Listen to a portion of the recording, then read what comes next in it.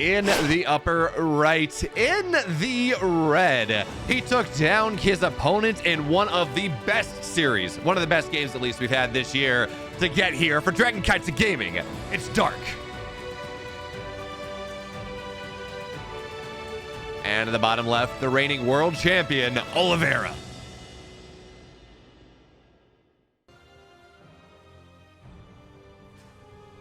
And man, I know I've said this before, and I said it while I was actively casting those games, which, if you haven't seen Oliveira and Hero and Dark and Cure, you should go back on the YouTube repository, because both of those series are absolute bangers and well worth the however much time you want to take to watch them.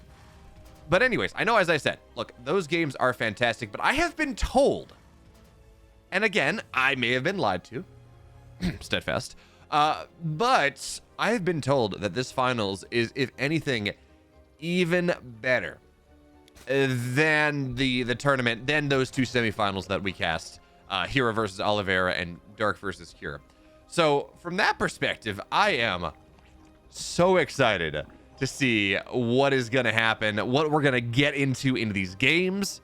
But for now, well, it's a TVZ. And even if the best of the TVZs, for the most part, they are not going to start until the 5 or 6 minute mark. Yeah, you know, players build things, but unless Dark opted to go for a proxy hatch, which Dark is want to do, Dark is, honestly, if we take Bly out of the equation, which I think we have to, as Bly is no longer an active player, but if we take Bly out of the equation, Dark is kind of the player that is most likely to proxy a hatch against the Terran. In fact, with the changes, that means that creep spreads a little faster. You get a little bit more vision around the hatch.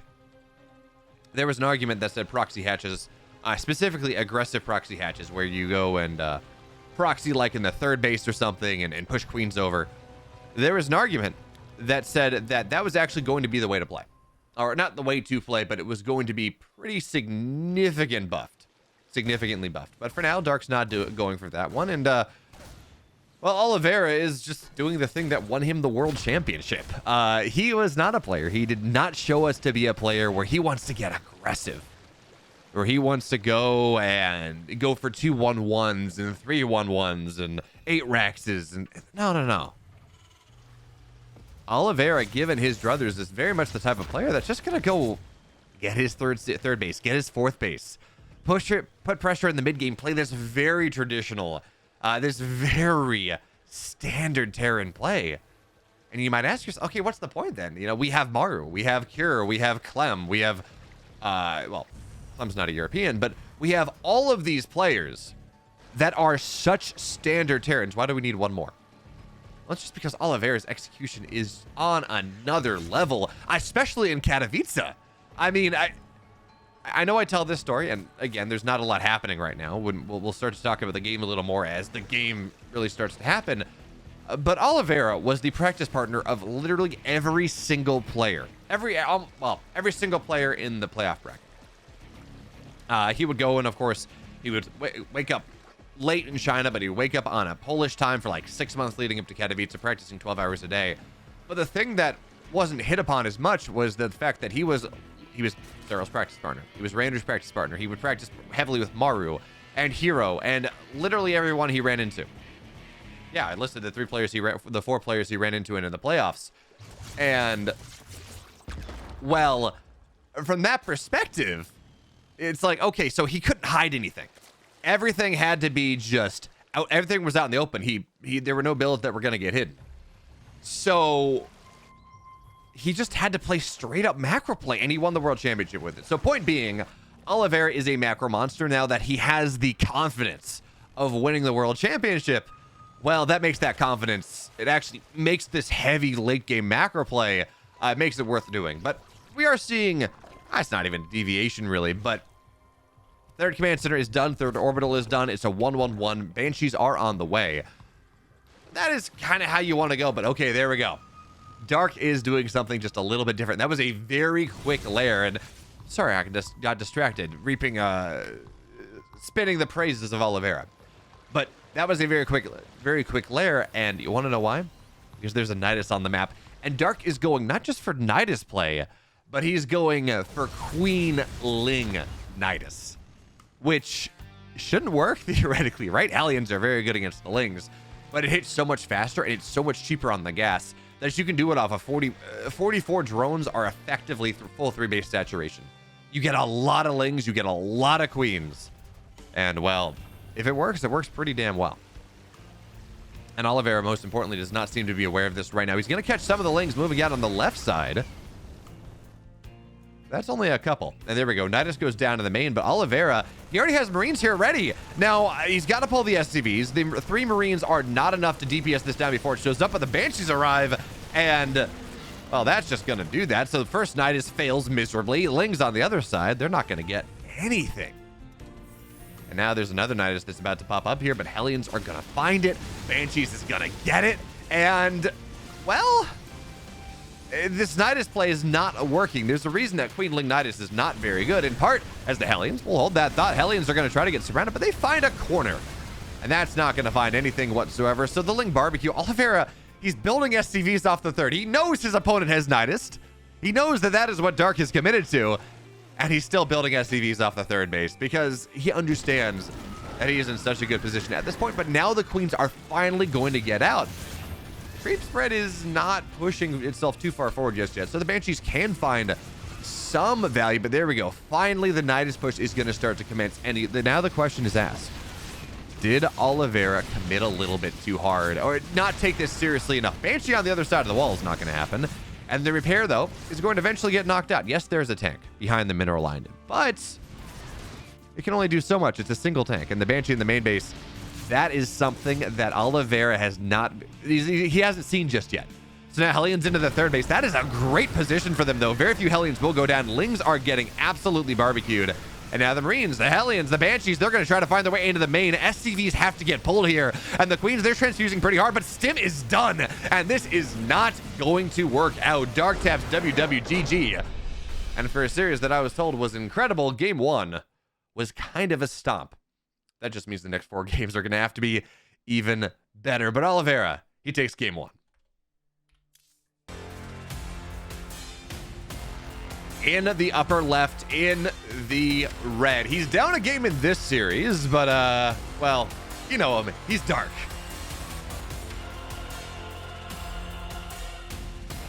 And in the bottom right, in the blue, up a game. Just a fantastic hold on the Nidus play. Oliveira.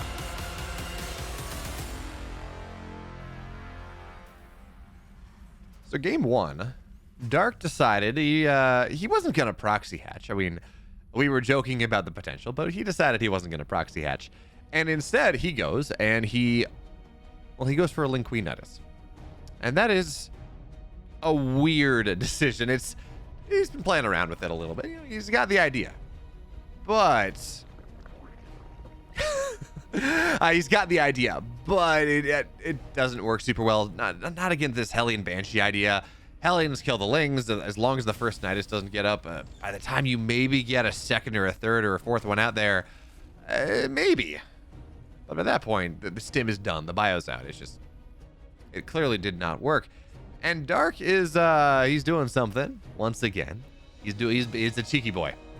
It's a Roach Warren on the way. 19 drone Roach Ravager timing. It's going to be the name of the game from Dark here in this game number 2. Again, Dragon Scales is a bit shorter of a map. I want to say it's 34 seconds across as the drone hovers, levitates, wiggles, as the drone wiggles. Because that is the proper term for a drone moving along. It's wiggling. Anyways, Dark does not, Oliveira, excuse me, does not have the scout. He sees the Lings are out, so he knows that this is some sort of an early pool. And he doesn't know that there are roaches on the way. He doesn't know that this is exactly what type of timing this is. For all he knows, this is just a 12 pool. Something like that, where the Lings run across, they look to delay the command center, and that is kind of the extent of things. So Oliveira is responding appropriately to an early pool by itself. He's got a Reaper on the low ground. He gets that second Marine on the high ground. Everything is staying home. But the problem is, as everything is staying at home, is that he has no idea these roaches are on the map at all. He now moves out with some SCVs, but this is triple command center play versus a 19 drone roach timing. And yeah, that's awkward. So we will have a tech lab on the way on the factory, bunker on the way on the high ground. And cyclones will pop out eventually. And you know, the saving grace here, this is a 4 roaches, 1 ravager. Dark did not massively commit to this, as you sometimes can, where you get 7, 8, 9 roaches and you really start to try to shove it in. So from that perspective, the orbital is going to be complete. The bunker should be done as well. And, well, the SCV is going to go down. But the bunker, again, the bunker should eventually complete here. And that should buy Oliveira enough to, yeah, there we go. Bunker's done. 1 ravager's here. But the cyclone's going to pop out by the time that anything on the other side of the wall goes down. SCV's on a pretty nice repair. Eventually, yes, the supply depot gets targeted. But Oliveira not quite supply blocked it just yet. And once the cyclone's done, Oliveira goes down the ramp. This is going to be done.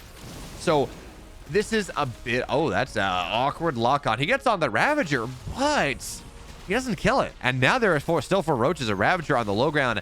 And Dark is handling this very, very well. The Marines, they're going to pop out of the bunker. Oliveira tries to clean this up, and nothing is dying just yet. The lock-on finally should be able to clean this up. But even still, the Cyclone needs to stay alive. Marine on the high ground. Cyclone as well. And it's going to get the last of them. But look at what was traded there. 7 Marines, 3 SCVs.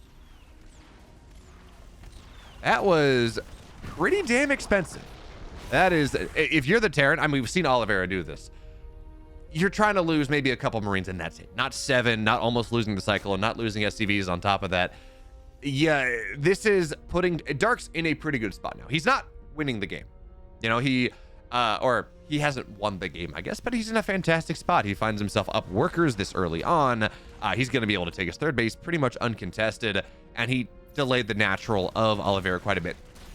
Oh, the Lings are going to get us around on the Cyclones too. Oliveira, he thought that this was going to be later into speed, and Lings find their way into the natural as well. So Oliveira marauding forward, hoping to get a cancel on 3rd base maybe.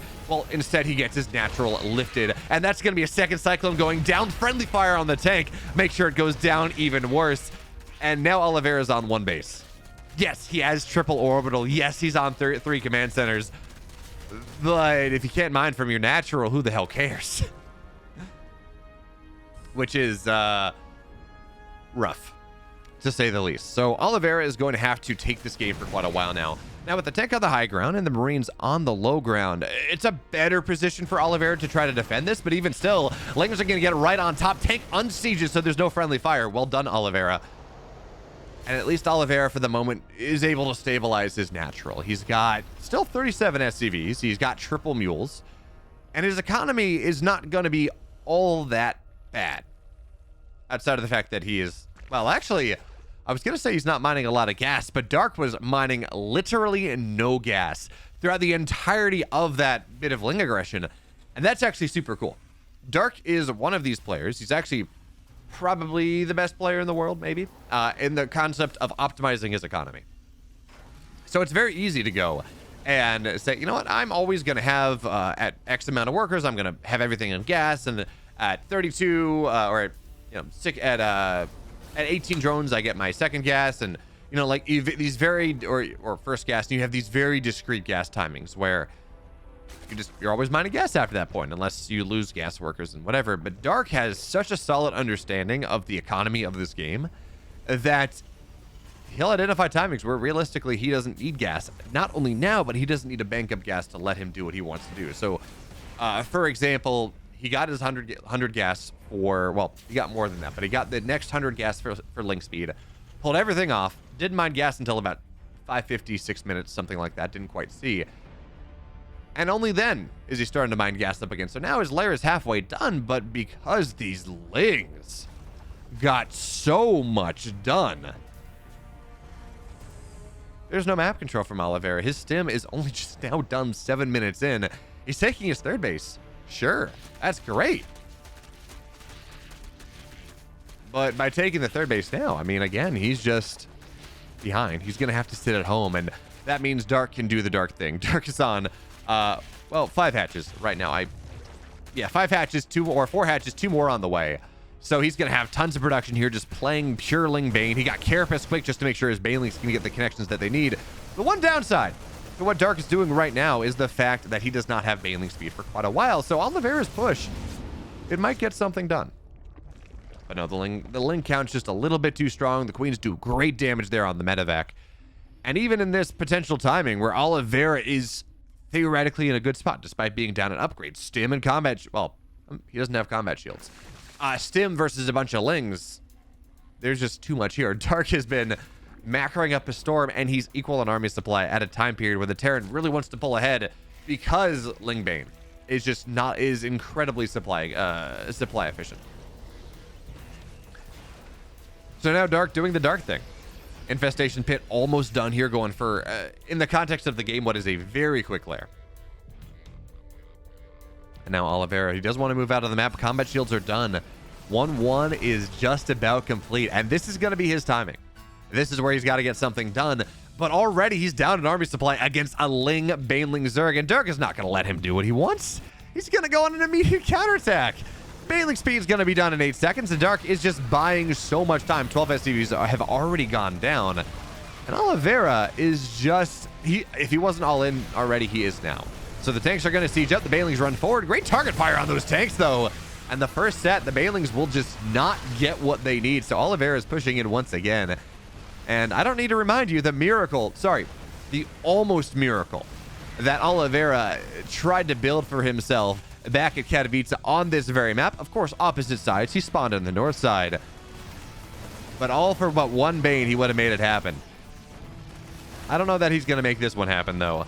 Tons and tons and tons of Banes are going to get started. In fact, was the Baneling Nest killed? No. Dark is just worried about his Baneling. Oh, that's right. It's at the third base. So the Baneling Nest will fall, but we're already on 22 Banes. 6 more are on the way. The Baneling Nest is going to be replaced pretty much as it falls, and it's going to be 1-2 versus the 1-1. So Dark's upgrades are in a great spot. He's got the lead there. This push from Oliveira, though, it's pretty good, but Dark says to hell with it. I'm not going to go. You can push into me. That's fine. He's just going to bust the wall down. Oliveira is heinously supply blocked. Ling's on the other side. Knocked down a lot of the tanks, and now it's just a bit of a waiting game here. But Oliveira still on top of these queens. He thinks he's got an opportunity, and he is starting to knock the queens down. Unfortunately, if you're an Oliveira fan, there are Lings in the main base. There are Lings in the natural. 27 SCVs have gone down. The 2-2 will eventually be denied, and yeah, the queens are dead. There's actually not a single queen on the map. But this paltry hit squad of Marines, as powerful as it may be, does not account for the entire army of Dark in the main. And while, again, this is getting workers, that's nice. Actually, there's a second drop that's getting a little bit more.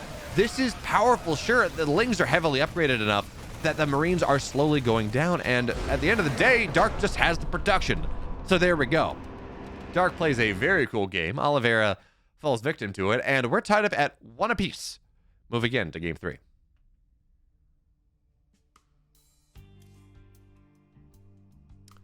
So, first of all, Trigger, thank you so much for the raid. I do appreciate it. Hi everyone. We're doing EPT Korea right now, Dark and Cure.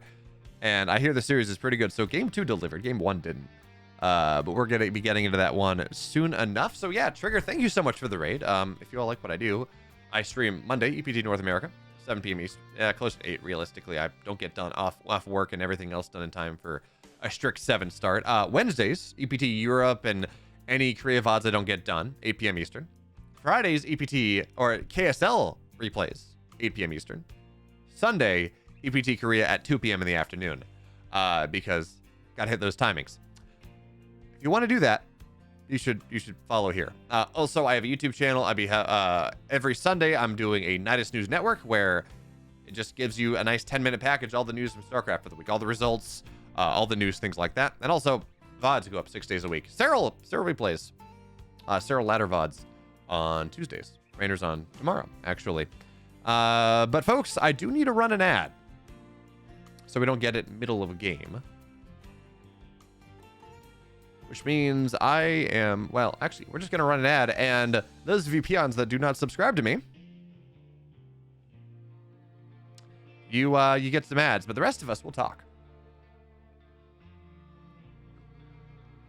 Did you all see the, did you all see the news today? That there is going to be there's going to be a StarCraft tournament at Gamers 8. For those of you that are not familiar with what Gamers 8 is, Gamers 8 is a Saudi investment. It's in its second year where they're dumping a ton of money in esports, like ludicrous amounts of money. Last year they had a Dota tournament that was several $1 million. This year their Dota tournament is $15 million. Rocket League is 1 or 2 million. Counter Strike is $1 million or 2, something like that. So ludicrous amounts of money, and StarCraft is, of course, going to be taking part in that. Announced today. The awkward thing is to qualify. You have to be invited to the qualifier. 12 players from Korea will be invited. 12 players from the EPT. Oh, sorry. Yeah, 12 players from Korea, from GSL.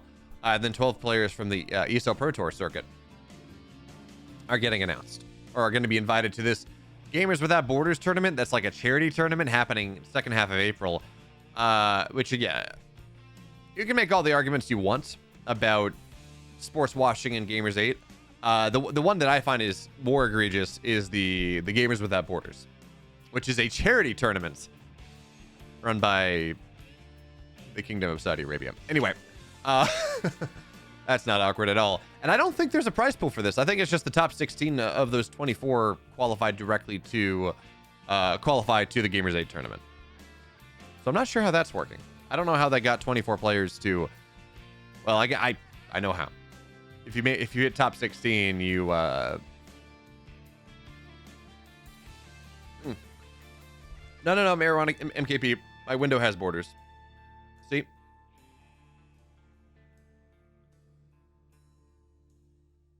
There are borders there. But what was I saying? Yeah, because if you hit top 16 on that tournament, you qualify for a tournament that is going to have somewhere around $400,000 maybe. It's a $500,000 total purse. But it's combined Brood War and StarCraft 2. And I don't know we don't know what the breakdown's going to be. So is it going to be 250 250? Is it going to be 400 100? We don't know. But if you're a Brood War fan and you can stomach watching something sponsored by the Kingdom of Saudi Arabia, you're very happy. I know people have different thoughts on the subject.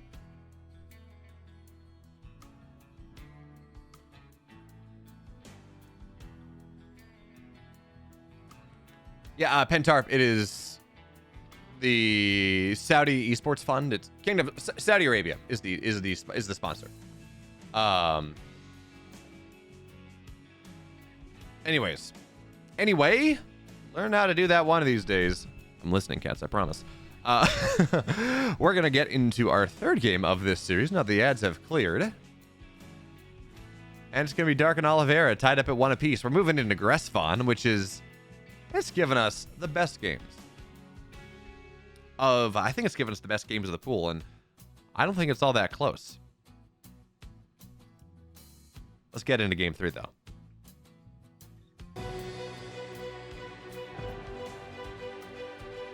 In the upper left, in the red, Lings and Banes on the counterattack all the livelong day gave him a game 2 victory. It's Dark.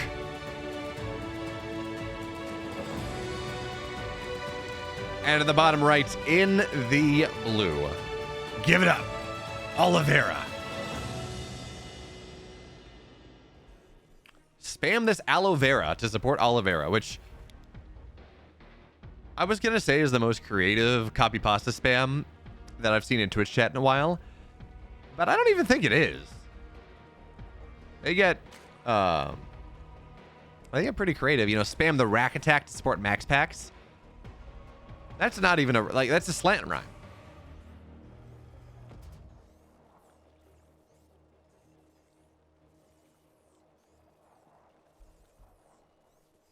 It's not even it required a rather intelligent individual to come up with it or something. I don't know. Regardless, spam the Oliveira Terran, the olive tree Terran is I mean, again, he's my favorite story of the last couple years of StarCraft. But that makes sense because it is literally the best story that come out of StarCraft in the last couple of years. And talking about news, talking about things, it is so clear that Oliveira winning the World Championship has reinvigorated, has revitalized the Chinese scene in a way that it's hard to comprehend. For example, the WTL, before they announced their most recent sponsor, which I'll get to in a second, the WTL have already talked about having an offline, as a result strictly of Oliveira winning the World Championship, have talked about running an offline final for WTL Summer. Okay, that's nice. They also announced that they were running a series of weekly tournaments called, while WTL was in season, so 8 weeks, called the Kung Fu Cup. And I forget what the original prize pool was for that. And also, at the end of the year, they were going to be running a $30,000 Masters Coliseum in August, I think it was. That was going to be directly seeded by results of Kung Fu Cup and winning individual maps in the WTL. And wow, that's awesome. You know, that's fantastic. That's a couple more tournaments. I'm very happy about this. I'm probably going to be able to cast it like it's great. And then they announced earlier this week that Hypergriff, which is the, and again, there's not much to talk about here. Third base is on the way. It's 3cc play. It's Gressfon. We'll mention something if it actually is necessary to get talked about in the game.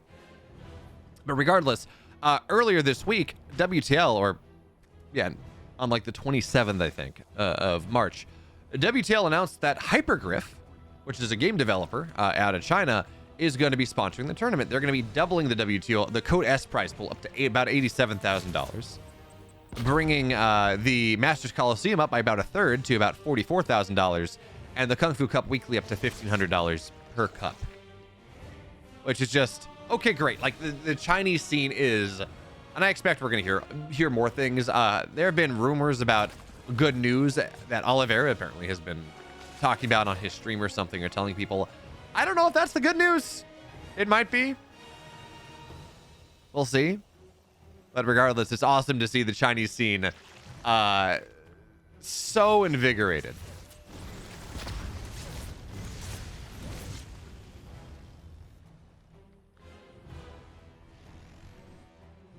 So,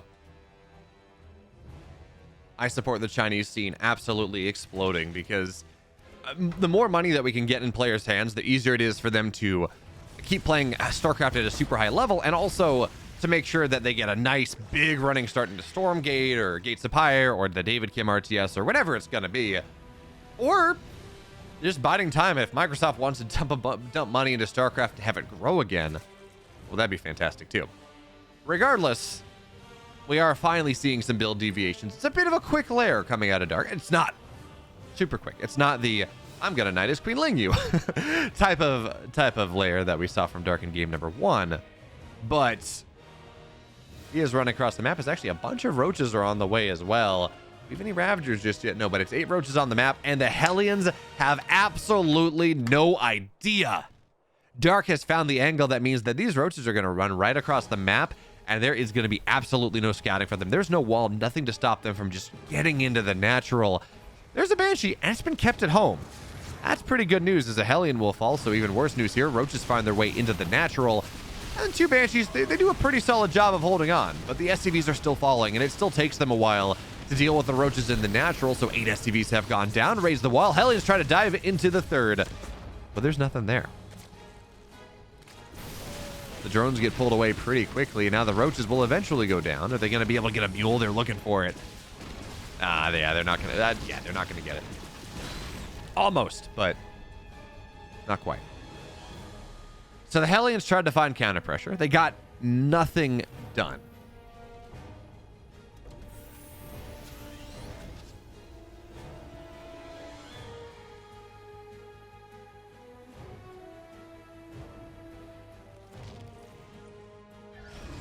But now let's see whether they can get a little bit more. So they're doing a decent job. Honestly, not even. They're doing an okay job curtailing creep. They've gotten a couple creep tumors, but this creep spread is a really nice. Banshees, though. They're going to try to find some counter pressure. 3, 4 drones will. Oh, there we go. 4 drones, 5 drones do hit the deck as one Banshee gets pretty low. And oh, this spore positioning. This is such a counter the game state spore. And actually, Dark made 2 spores. I think he understands just how good of a position that he's in. So yeah, you spend an extra drone on a spore to make sure the Banshees get no damage in the main, and It's always going to be useful later on when you're defending drops or something. So Dark is in a fantastic position. You got 10 SCVs. He's up 30 odd workers right now, not 25. He's up a ton of workers. He's got an infestation pit on the way, Bailing Nest on the way. He's going to go Roach Ravager. Ling Bane seems like just this ground pounding, just muscly army. And Oliveira, I guess the one thing we can say for him is this is still a Zerg army that at its core is a bunch of roaches. And Oliveira's up 15 army supplies, so that's a little spooky. I guess it is only 8 roaches, but it's also only 8 lings. So Dark will need to start to add some more of his army onto the map here, as some overlords are going to go down and Dark is supply blocked. So Oliveira starting to find drips and drabs of damage. It's not perfect. You know, he's not back into this game necessarily. This spore positioning is actually... There were attack angles. There were attack vectors into the main that Oliveira could have taken that were a little more on the edge, a little more on the edge of the map. But Dark read that Oliveira, knowing that he was scattered, would want to go into the main base as quick as possible, which meant he put the Spore and the Queen right there. Just, these are small things. These are really small things, but in the context of a game between the reigning world champion and a former world champion, because Dark did win in, I want to say 2018, he is... Well, Dark's CVZ or ZVT has just been on such another level in the last 3 weeks, pretty much since WTL ended, like right behind when Katowice was over, because he was not great in Katowice. But anyways, Oliveira will find this 4th base or 5th base, whatever it is. But well, downtown Funkel, but the healing is going to be good enough. This 1/1 Marines kill off all the lings. They don't really lose much of anything on the other side though. Oliveira, he gets a little bit more. Now the Banshee's on the left side, aggroed away.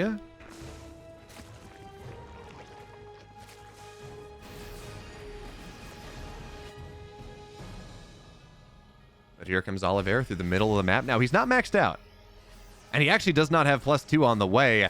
So there's no big timing he's hitting here. He just thinks he's got enough stuff. He thinks he's got a position, and there are like no... We have 13 Banelings, but they're not here just yet. One tank. Oh, Dark's gonna miss the bile. And now the tank shelling away at this 5th base. The push on the 4th from Oliveira. Again, this is just 1/1 bio. There's no upgrades coming in from the tanks. It's double eBay. Oliveira has just pulled a Beyond and forgotten his Carapace and forgotten his armor. But even still, this is a deadly push coming in. The 5th base is getting very low. Scans mean the tanks can keep killing it. The 4th base is gonna go down here as well. And Oliveira is making a miracle happen here. The game, honestly, it's more than equalizing damage, especially if he gets this other base.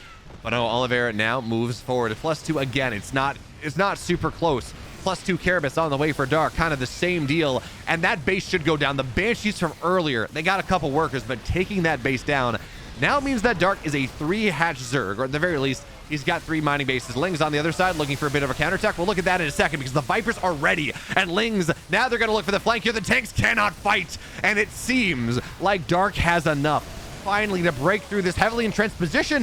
But it's so expensive here. The tanks at the end of the day, they will survive, or they will go down, excuse me. But Oliveira maintains a supply lead throughout that, and that was not cost effective in the slightest. And we're talking about, okay, you know, Dark's lost 1 base. Does that put Oliveira back into this game? Oliveira's got his 4th base on the map now. Planetary is halfway done. He kills 2 bases of the Zerg. He wins a massively cost-effective trade. And yeah, he's back in this game now.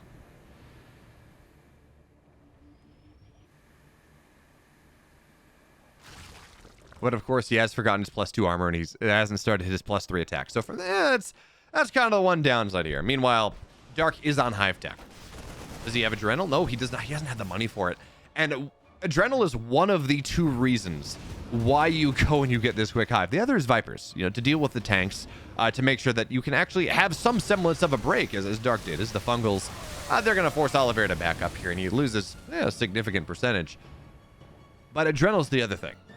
Adrenal is effectively 3 attack upgrades for the Lynx. And, well, just saying. That's a lot of... Yeah, it doesn't really help the Banelings all that much, but it is so impactful when we're talking about making these Lings as impactful as possible.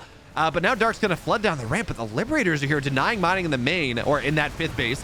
Fungal's great on the medevacs, but you need more damage there. So now, on the top side, the Lings, when are they going to take their fights?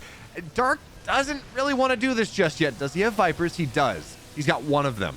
And I guess we're waiting for that one to join the fray. Where is that? Yeah, there it is. Okay, so Viper has full energy. Now it's getting ready to run on in. Biles on the tank, but it's only going to get the Liberator.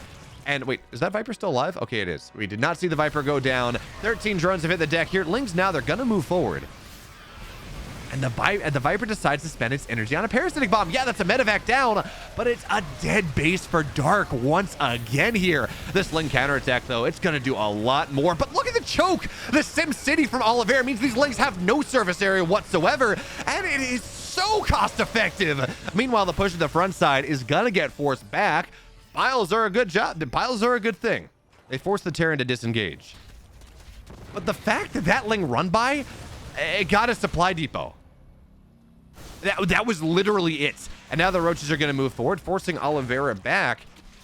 And it seems like he does want to run. The Fungal's behind. The prospect of the Ghost behind are a little bit scary. But now here comes the reinforcements. We don't have Ghosts. We don't have a Ghost Academy. These Infestors are a bit of a problem. And Oliveira has lost some of his medevacs. So he has had to pull back here onto his 4th base. Or his 3rd base, I guess. But now he's got a 5th base on the way. And with a 5th base down, again, Oliveira, fix your upgrades. You need +3. That 5th base on the way, now he can afford the Ghost count. Now he can start to truly move into that late game tech. He's got +1 attack for those tanks already. And Dark has no money. Dark's down 300 minerals a minute. He's mining less gas than the Terran. And his supply is significantly weaker. Again, the whole point you go for this quick hive is the drop in the main. There are 3 queens, though. And that medevac is getting very low.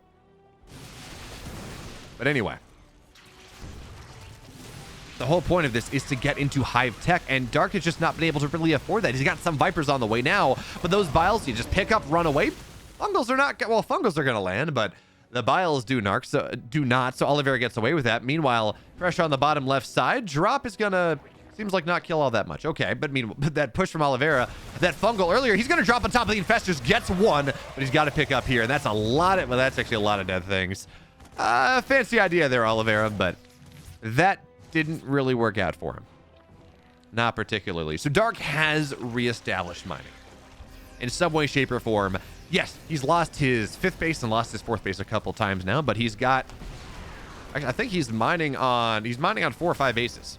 You know, he's kind of redeveloped his economy for the most part. 3,000 minerals a minute, but here come the Lings around a corner. Widow Mines, they're dragging for the friendly fire, but they're not going to get him, and the Banelings are now going to fall. Biles on the Widow Mines, killed most of them, but not all of them, and some medevacs fall here as well. But Dark does not get the fight. He wants 2nd round, comes in, Lings on the right side, Fungals on top of everything, and these Fungals are saving Dark's life. Over and over and over again, they do so much damage to the Marines. That means these Lings that are quite honestly poorly upgraded, it means they do enough.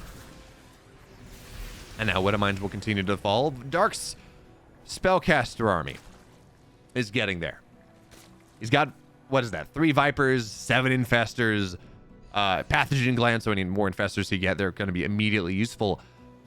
But he has the ability, he has the Spellcasters to roughly deal with what Oliveira has, but I know Oliveira going a bit of a multitasking play, because any sort of setup like this is Parabomb on the medevacs on the right side. Any sort of setup like this where you're so heavily reliant on your Spellcasters is not a mobile Zerg army. Not at all. It's Infestors, they want to clump together. You want to be able to chain Fungals and maybe get Fungals and Parabombs at the same time. That forces your army to be pretty static, pretty close together. Especially, again, lacking these upgrades as Dark is. And that means that Oliveira, if he wants to start channeling his inner Beyond, his inner Clem, and start multitasking all over the place, it's going to be a little more effective than we're used to seeing multitasking be against a late game Zerg. But Dark finally feels unlocked a little bit. That is a lot of Lings and Banes on the north side. That's planetary busting. I don't know that there's much of anything Oliveira can do, especially as he does not have any building upgrades. So the Banelings and the Lings, they will kill this planetary off. 18 SCVs go down as well, and that's something. But oh, those EMPs are not all that great. It looked like they would be. but it takes the energy off of like one infestor. So Oliveira has been snapped back down to 4 bases. Those fungals are going to be pretty nice, but the ghosts avoid them for the most part.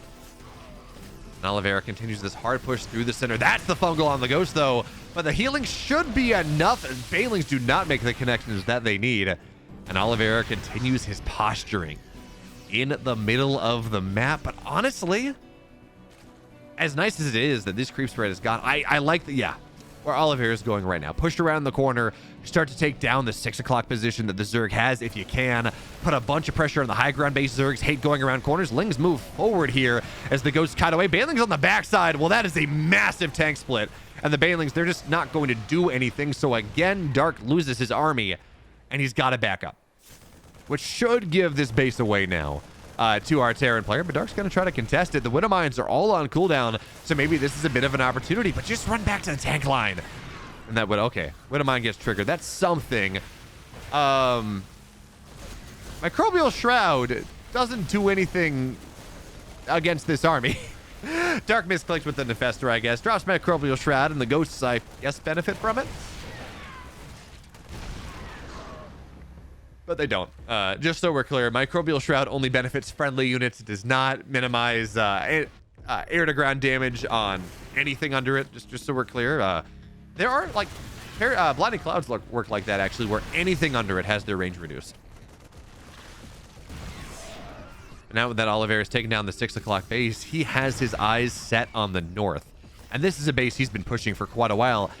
Okay, the Link counterattack on the other side. Defensive Widow Mines are here, but the Links kind of naturally split up. That's going to be a big shot.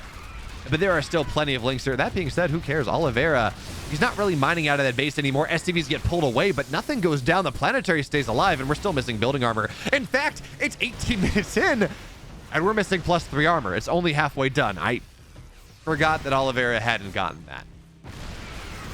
So no one really has the upgrades. This is a scrappy as hell game. Lings now go down the ramp. Ravagers look for their biles, and it seems like they'll be able to make that happen. Parasitic Bomb on the tank line as well. This is going to be Dark's break, actually. He thinks he's got an opportunity. Widow Mine's friendly fire on the tanks. There's one tank in this army remaining, and the snipe down on the Viper is nice, but this entire tank line from Dark, or from Oliveira, it's going to get dealt with. Finally, one tank remains because a Widow Mine cleans everything up before the tank goes down. But that was like 5 or 6 dead tanks. Even as this Liberator, Dark kind of misses the biles.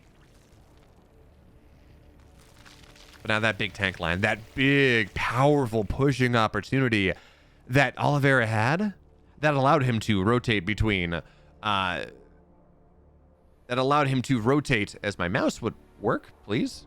There we go. To rotate between the third base and this bottom side base in the middle. Well, that tank line's not really there anymore. And Oliveira is going to be a long time in getting it set up. And oh, Dark, if there's one thing Dark's incredible at, it's the Infestors. So from both sides, and Fungals, Infestors, they pop up. Fungals on everything. And the Parasitic Bombs as well. This army is broken asunder. Secret Agent Dark with the Infestors. Name a more iconic duo. And now here comes the army. Infestors, Banelings, Lings, Vipers, and what the hell does Oliveira have? He's got so little. Down 50 army supply, and despite all the damage that Oliveira has done this entire game, he does not have the money. So this third base is going to get broken. That's the start of it. The third base is going to get broken that realistically wasn't mining all that much anymore. EMPs get the Ravagers, but that's not the target. You need these Infestors. And Oliveira is trapped in his natural. So how much can Dark get out of this? I don't think he has enough army to break all the planetaries, actually. Widow Mines are going to try to get a shot, but it's all friendly fire. Ghosts in the main base. Tank firing from above here. And Dark's actually going all in. Fungals on the high ground are going to do a great job, but the tank stays alive. And the shelling, the damage of these +3 tanks is going to keep Oliveira in this game. And now Dark's got to run away. Yeah, he's up double the army supply. But that's not nearly all that great. And this is a planetary. Dark's not going to be able to break this. The planetaries, the process of having the planetaries on the map meant that Dark could not win the game despite the massive fight that he took. And at the end of the day, Oliveira is heavily supply blocked. 7 supply depots on the way, but he's on 66 workers. He's got his entire right side of the map. It's not going to take him all that long to go and remax this army. But he's going to go for it once again. Sneaky beaky, like, look at how split these ghosts are. Oh man, Oliveira is so aware of the potential. Actually, I don't even know if we have We don't have Neural, so that's not going to happen, but Oliveira is wary of the potential of the Neural Ghost EMP idea. But for now, he's not aware of these infestors. He doesn't see the little shadow on the map. Meanwhile, Ling's on the other side, counterattacking. Widowmine's actually going to be targeted down pretty well here. And that's a massive shot, but friendly fire on the backside means that the Lings will give their life for a cause. And Oliveira is trying to reestablish. I don't know that mining on that base right now, I don't think it's a priority, but at least having the orbital down so you can have the scans and you can have the mules, that is the priority.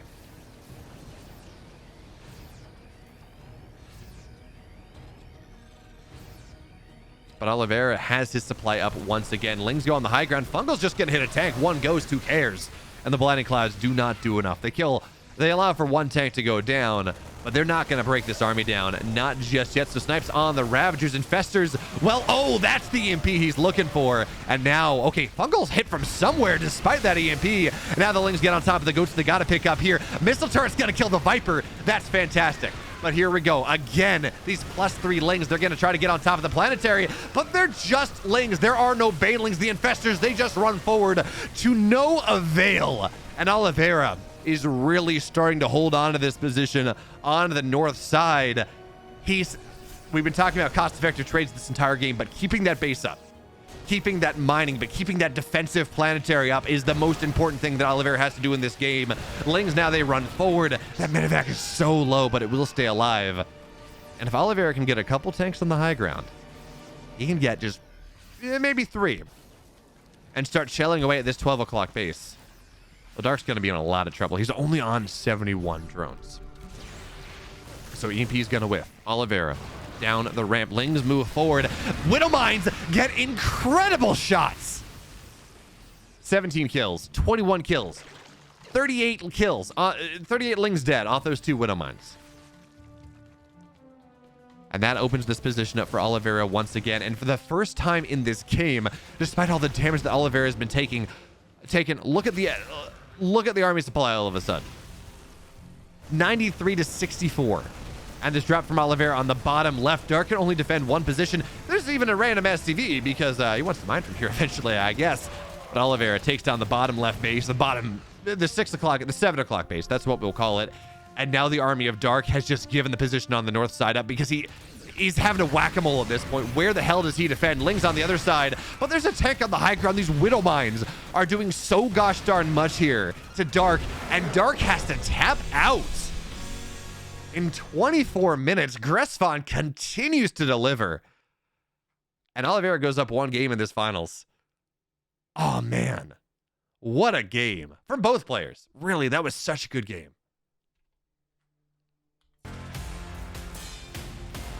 In the bottom left, in the red, remarkable resilience, but not quite enough to stay alive.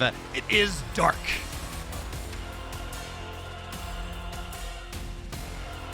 And in the upper right, in the blue, came on a 24-minute marathon, Oliveira.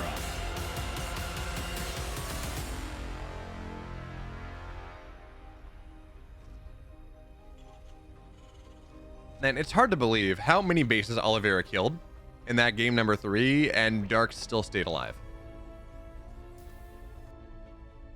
Which was, so at one point, Dark went from 5 bases to 3. Oliveira had his 4th. He was pushing hard. And Dark just kind of stayed alive. He flowed around the map like water.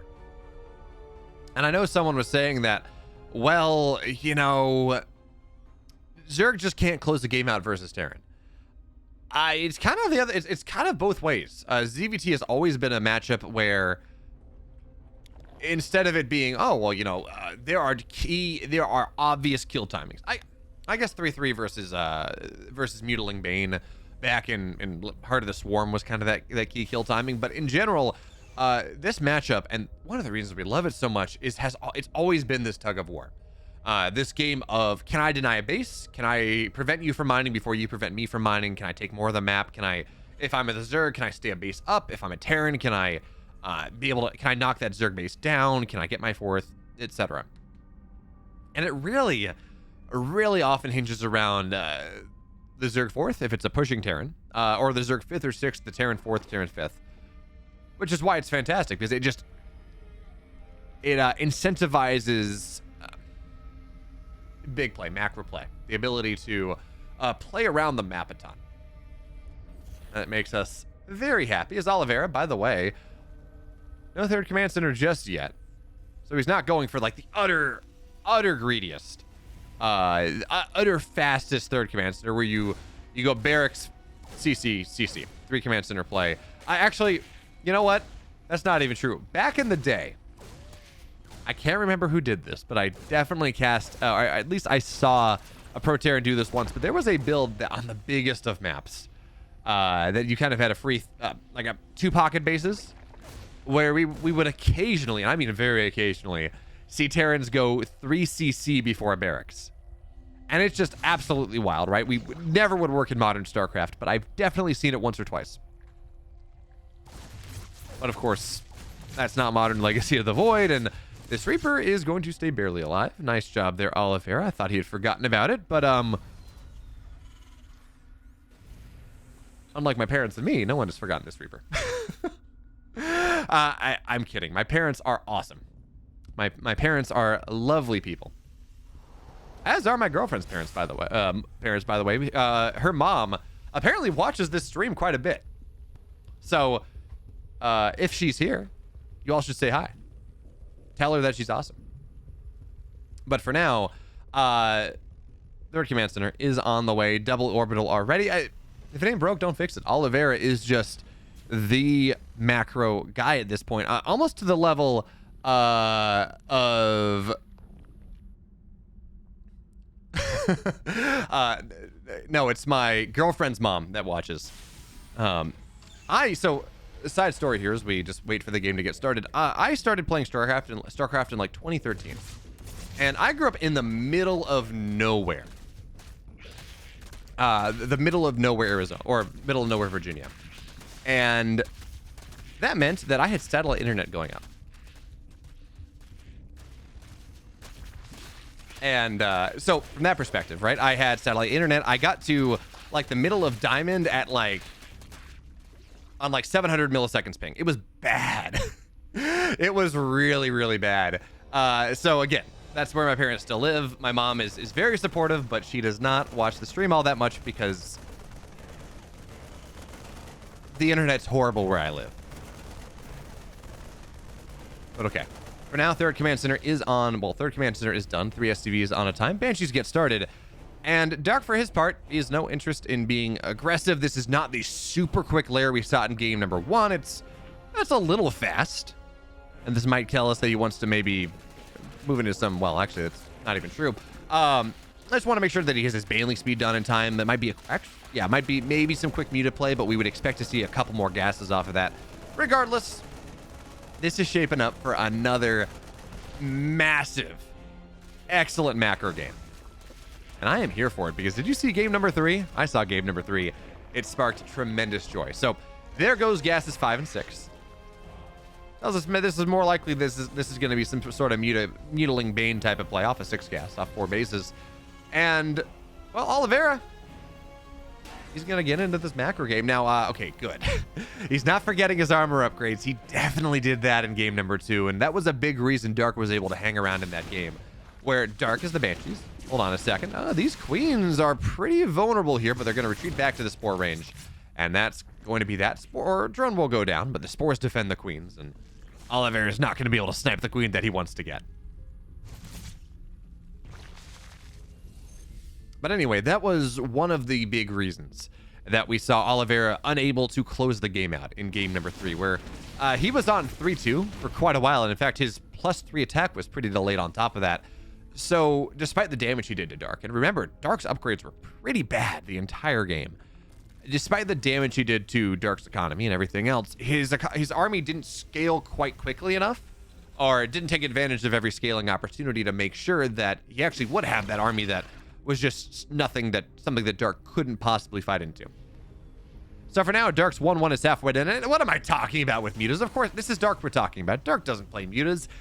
He gets the lair, he gets 6 gas, and he goes immediately, and I mean immediately, into that hive. It's not even 7 minutes, and the infestation pit is just about done. And on a map like Royal Blood, well, it's not Gresfon. It's a much shorter map. Dark is confident that he can make it happen anyways. And yeah, absolutely. This creep spread from Dark is fantastic. But put it another way, Oliveira has not been actively curtailing the creep spread for a good majority of this game as the Lings are going to run forward. Wintermind's unburrow there. Well done, Oliveira. And the Baneling, well, it's not going to get the connections that at once. Wintermind's get pretty good ones, and Oliveira is going to have to back up just a little bit. But here come the Hellions. Again, not super useful early on, but now they can start to shell away at some of these Lings. Now the Queens. By the way, Dark just does this. And he's like the only Zerg that does, at least to my knowledge, where he pulls all of his Queens forward all the time. So Dark, he's got 7 Queens on the map. They're all right. They're all very low target fire in the Banelings, but they're not gonna get what they need. And this push from Oliveira that looks so promising. If you snipe all the Queens, the production's in a bit of a rough spot, and Dark would have been heavily on the back foot. Instead, Oliveira is shoved back off the edge of creep. The creep will get respread. And Oliveira, well, he does not have his 4th base just yet. Does he have the 4th? No, he doesn't. This is 8 racks.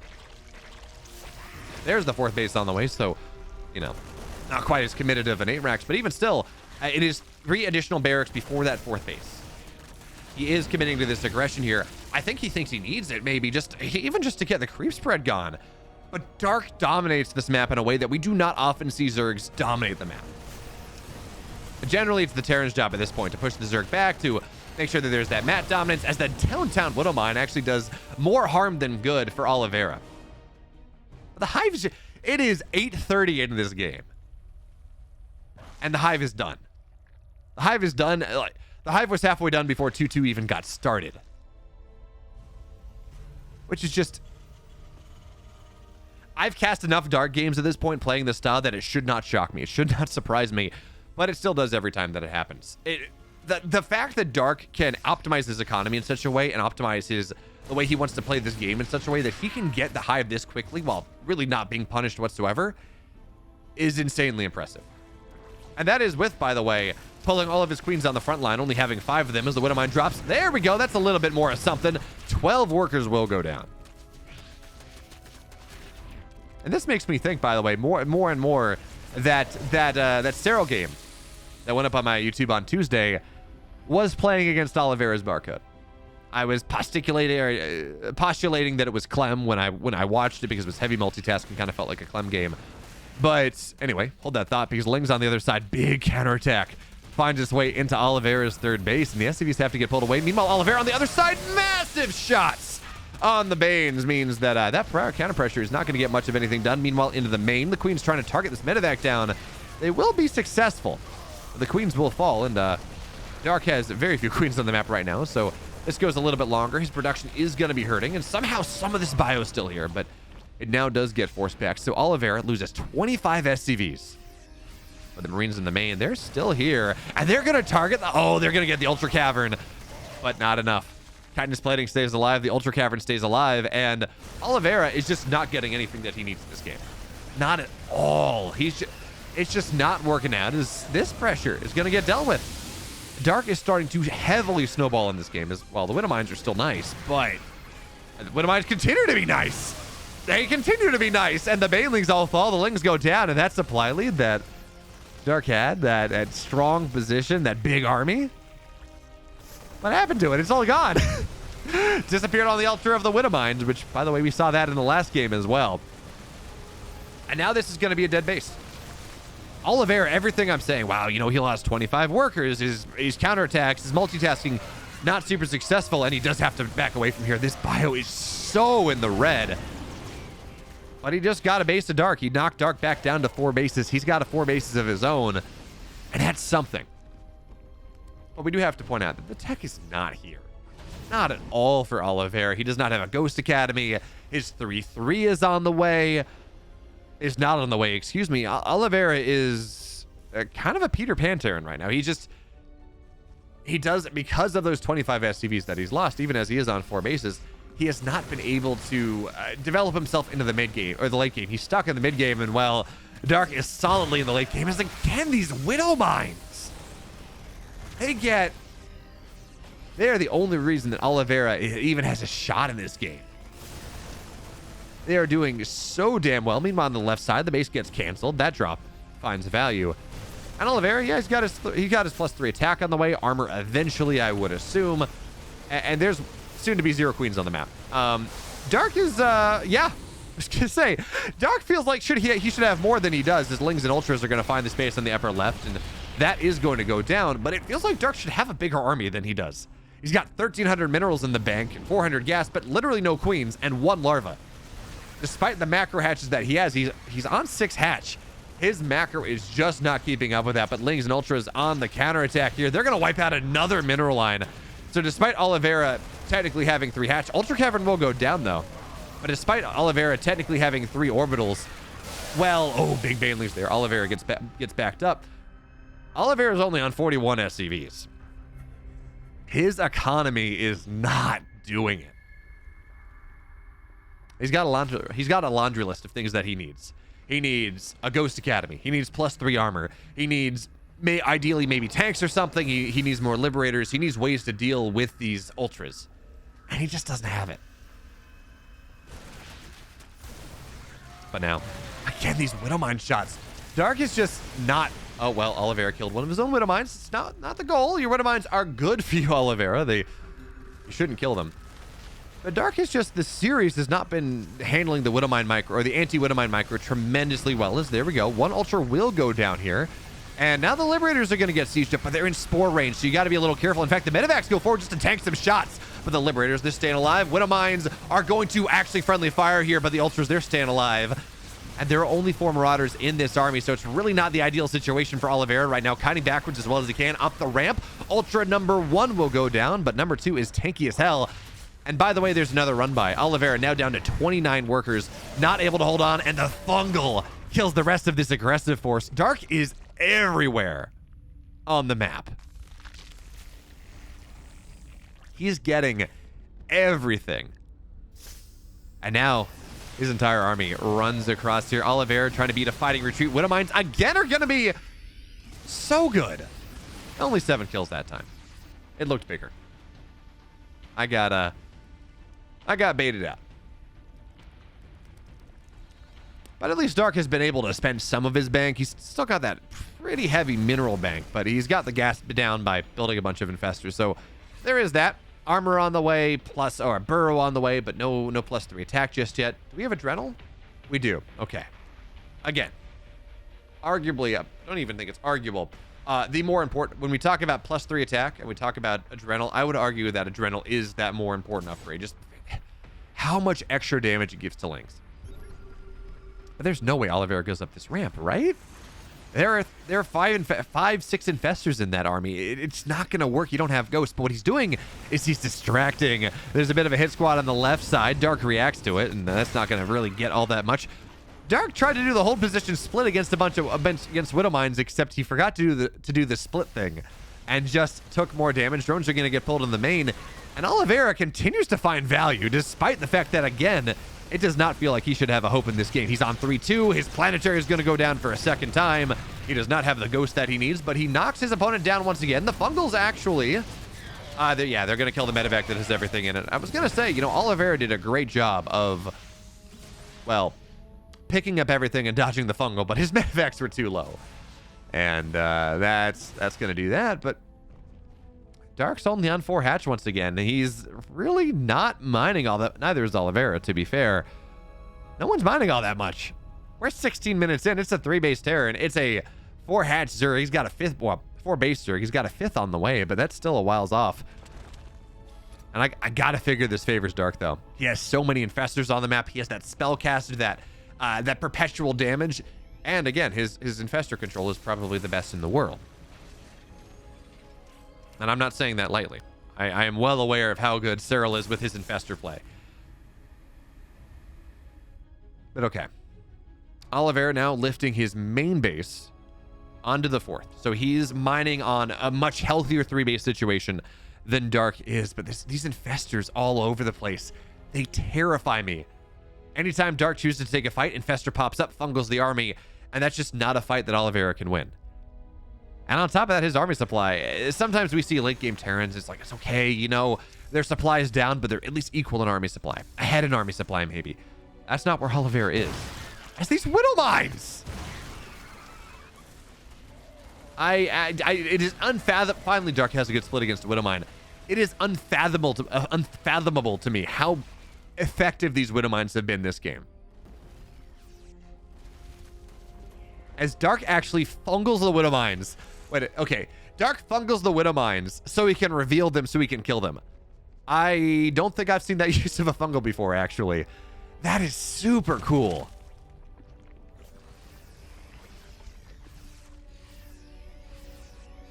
But it seems like Dark's gearing up for something. He's got 12 infestors. And you almost got to wonder whether that is too many, but it's just how he's choosing to equalize his minerals and his gas. As a bunch of changelings are now going to run forward, Dark wants to see where Oliveira's army is and where it isn't.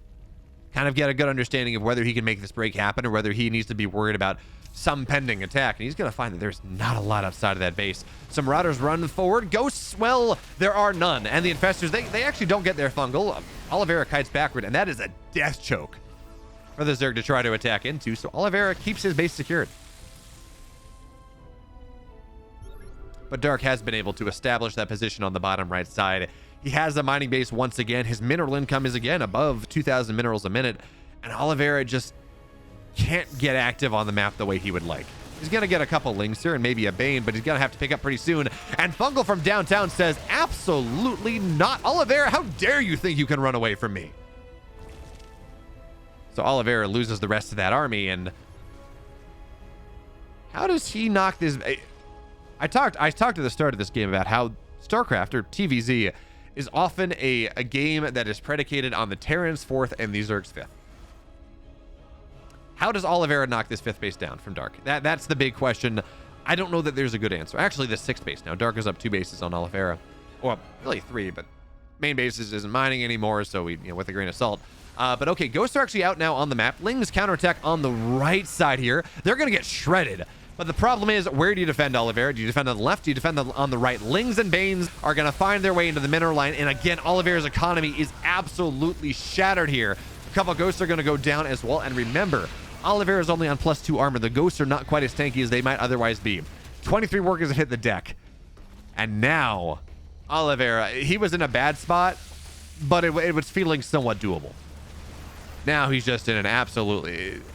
He's going to have to win with this army and this army alone. And while we've seen him pull off miracles before, I'm not sure that I have the belief. Massive Fungals go down, and here comes Dark. Sweeping on through. He ties this series up. And we're going to game 5.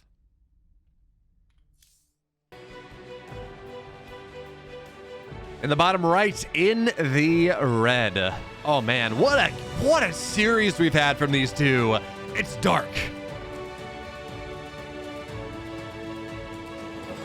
And in the upper left, in the blue, looking for just that one more game, Oliveira.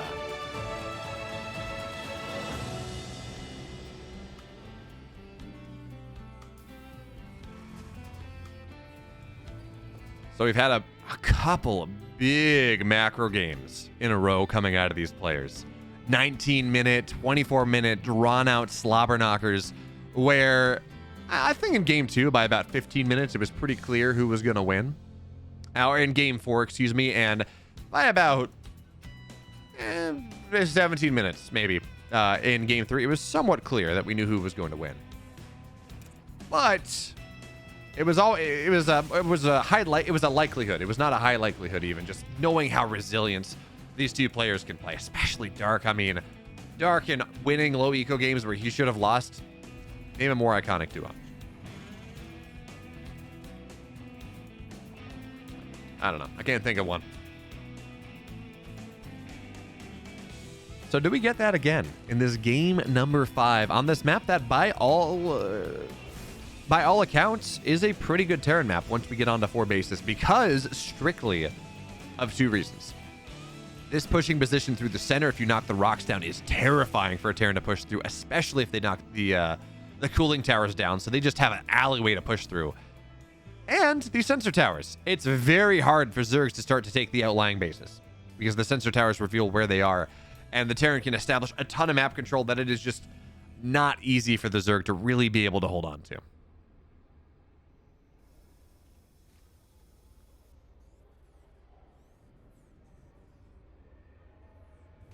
But for now, it does seem that we're going to have one of those bigger okay, that's not even fair. We can't really make that judgment. At least the game is going to go for another couple minutes. Dark is not up to his nonsense.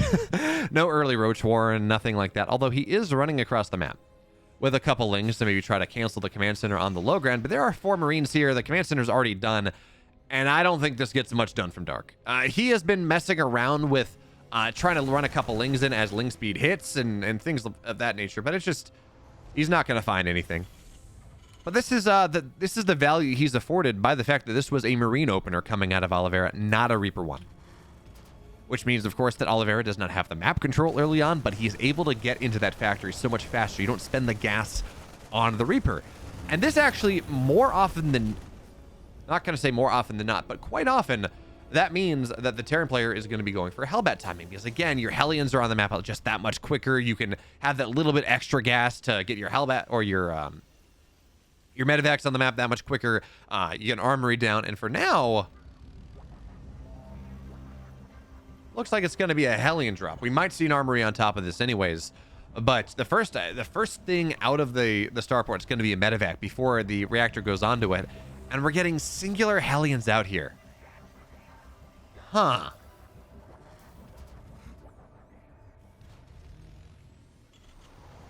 Interesting. And behind this is second barrack, so it's not a 2-1-1. And yeah, there's the third barrack. So yeah, it's just a quick 8 Marine drop coming in from Oliveira in this 5th and final game. That's interesting. Couple Hellions on the map for a little bit of map control. No armory on the way. Stim is getting started, so it's going to be faster than normal, but not 2-1-1 level fast. And this is just a really interesting approach on the game that we do not see all that often. So 8 Marines are going to show up in the main. Let's see how much damage it can get done here. Overlord's running away, so the Overlord should not go down. Queens are in the main. Do we have enough energy for transfuse? I don't know, but what matters is the Hellions, all 3 of them. That's enough to one-shot workers. So 5 workers go down into the third base. And hey, while Dark was similarly distracted and confused as I was, as that's a dead Overlord, Dark supply blocked. While Dark was sitting there trying to figure out what the hell Oliveira was going for, 3 Hellions, they dive into the third. They get pretty significant damage done. And now the Marines, the Hellion, they're going to dive in even further. That's a pretty low queen. The medevac is going to stay away because that is also very low. And the Marines are not going to dive on top. That's a recipe to lose 8 Marines. And that's not quite what Oliveira is looking for at the moment. So we'd say, 7 drones go down for damage on a medevac and 2 Hellions. Yeah. That ended up being, and an Overlord. That ended up being pretty effective for Oliveira here. Is behind that. +1 attack on the way. Oliveira, your armor upgrade, please. There we go. Oh. Spend gas on something else. Oliveira, please don't. There we go. Now armor's on the way. So 1-1 is going to be the name of the game from Oliveira. He's taking his third base.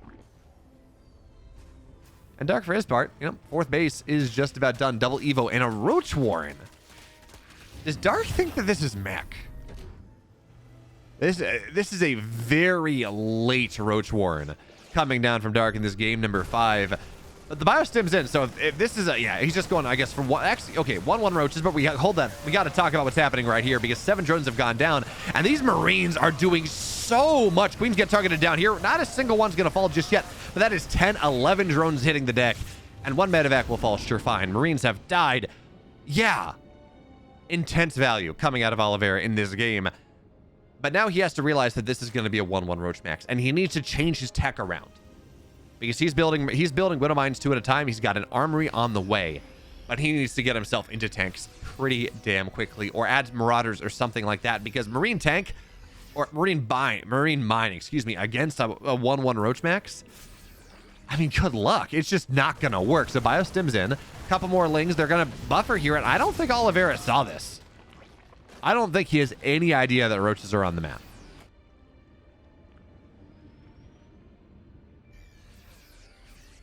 And Dark is doing such a good job of preventing that scout. Now there's a 4th base on the way. You just can't help but worry that despite the damage that Oliveira got, and that's going to be a 2nd queen going down. Yeah, 2nd queen and a couple more getting low. Oliveira's going to get all the queens. And now the Widow Mine drop. Oh, it scouts the Roaches. That's such a big move. Oliveira we're going to have to see him change his tech around pretty quickly, but at least now he knows. And the Marines, by the way, they killed all the queens. 7 queens are dead. They got 5 workers on the 4th base, and, well, that's pretty damn good. 23 dead drones over the course of this game. Oliveira has barely lost anything in the exchange, but he needs to counter this. So there we go. We have Marauders on the way. We have tanks on the way. Oliveira, of course, has 1-1 faster than the Zerg, which is how this tends to go when we're talking about 1-1 Roach timings. So if I'm Dark here, I wonder whether it's even worth Dark trying to make this happen. But he's committed. No 2-2 on the way. He's not building drones once again. 4 Overlords on the way at a time. Roaches and Ravagers, the only thing we see on the production tab. And Dark is getting ready to just hit this massive timing, but there's already 1 bunker. A second one's on the way. The Sim City coming out of Oliveira here is fantastic, but he doesn't know where it's going to hit. So the bunker on the right is not going to be all that useful as the bio sims backwards. Bile knocked the first bunker down, but they forced the Biles to get wasted here. And the SCVs, they're going to get pulled. Oliveira micros backwards and then rejoins the fray. The tanks firing even still. 22 SCVs have gone down, and the Roaches now, Oliveira is going to try to get right on top of them, but I'm not so sure. The bio is getting pretty low. The tank count diminishing as well, and the reinforcing Roaches here are starting to make life pretty damn difficult for Oliveira, despite all the damage that he has found, and despite how early he scouted this. It seems like Dark is going to be able to shove through, maybe? There's a second tank, actually, and that second tank and the last dregs of the Terran bio reinforcements means that Dark is forced back. And now what is Dark going to do? He's got +2 attack on the way, kind of. He just started. Oliveira's got his 4th base. Oliveira's 2-2 is much further along, and it felt like that was the timing that Dark needed to win the game. Although, in fairness, Dark did get 22, what was it, 22 SCVs? 21 SCVs. And that is something. That does diminish Oliveira's economy, even as Oliveira does have his 4 bases, is on triple orbital, can drop a ton of mules. He's still only on 59 SCVs. It was worse. And I guess that is the silver lining that Dark is going for at this point. That, and Oliveira is still pretty happy at home. He doesn't really feel like he can get too much counter pressure, and the Roaches are going to try to maybe get on top of the planetary, but no, they're not enough of them. And now +2 attack is done, +2 armor. Give it 30 seconds. But Oliveira has been pretty slow into his 3-3 this series for whatever reason. Often because it's been such a closely traded mid game that he doesn't think that he can afford it. But I think in this game he can. I think the Roach pressure has been unsuccessful enough that I think Oliveira can get into that one fairly easily. But for now, +2 armor, just about done. Oliveira is gonna, there we go. Okay, there's the +3 upgrades. So he's not delaying this on the altar of having enough money for other things. And so +3 attacks on the way. Armor should be on the way soon. 2 tanks on the way at the time as well. +1 mech attack almost done. And Oliveira is starting to posture, I'm not going to say aggressively, although as I say that, here he comes on the map even more earnestly, but he's establishing control position on the edge of creep. That is so many tanks here. He's going to take the Zelnaga. He's going to have this hard push into the Terran, or into the Zerg 4th. And how does Dark deal with this now? It seems like he wants to just go for a base trade. Okay, well, that's one way to deal with it, because, you know, it's a big death ball on the front line. You stall out, you buy as much time as possible, and you base trade on the other side, but this triggers Oliveira to find his way into the natural. But those are massive biles, and Oliveira doesn't want to do this just yet. Oliveira pretty heavily supply blocked, actually, but he will get the 4th base of the Zerg. Biles kind of get a couple Marines. But the one downside of this army is the tanks are on siege. Dark is going to try to jump on top of this one. Biles are not really going to hit much of anything. They miss everything. And there is actually the value that Oliveira wants. So many of these Overlords from Dark will go down. He's going to find himself supply blocked. But even still, Roaches in the main, the natural reinforcements are not going to be enough. The rally here is not going to be enough to deal with what Dark has in Oliveira's base. So Oliveira, this army that he has at the front is going to be the last army that he has in this game, but it looks like it might just be good enough. Now the Marines, they're going to stem forward, but no, they have to back up. The Bile's pretty strong. The tank's slow pushing, but the bio is starting to fall apart. The 2-2 on the Roaches are done, and Oliveira, he's got 4 Marines, 2 Marauders. That's going to have to be the game, and I'm not convinced that it will be. He stems forward here. Roaches move forward, and the tanks are terrifying, but remember, Dark can reinforce. That is not something that is given to Oliveira. So Oliveira, all of his production's camped. He's got this one Liberator that is slowly cleaning up the main base. And maybe that's going to have to be Oliveira's saving grace. But that third base is not staying alive. And the Marines, the Roaches, this army from Oliveira that was going to have to end the game. Well, now it's got to find its way home. Now it has to defend this position. And here come the Roaches on the other side. But the supply is... it's telling a story that is not good for Dark. Well, the army supply is not. Oliveira and Dark were pretty even on that army supply. And +3, by the way, is just about done. So from that perspective, at the very least, Oliveira has an army that can fight.